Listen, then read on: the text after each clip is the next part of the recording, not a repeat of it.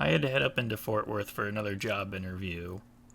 For those unaware, I have lost my job in October, and I've been trying my butt off to try and get employed again because living off of tips and gratuity and borderline e-bugging is not great for the soul or the mental health. On with the main story of today, though, I had a very strange experience going into Fort Worth. I don't understand why people think that everybody else on the bus is a captive audience, but that plays into the adventure I had while traveling into town. For those unaware and you haven't seen my other videos before, I live in Texas and I take the bus route as I live on the outskirts of the bus line that services Dallas-Fort Worth.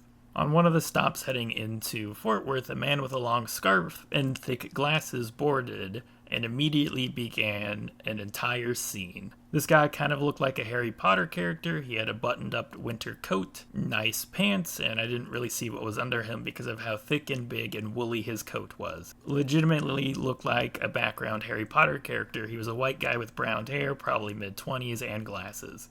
When I said thick glasses, I mean thick. This guy had trees on his face holding up his lenses. So as this gentleman boarded and caused his little scene, it went as followed. As he boarded the bus, he stood in the middle of the entire bus even as it started driving and loudly proclaimed, "Do you ever wonder if the bus exists in the same way you think it does, or if we're merely riding through thoughts that haven't been imagined yet?"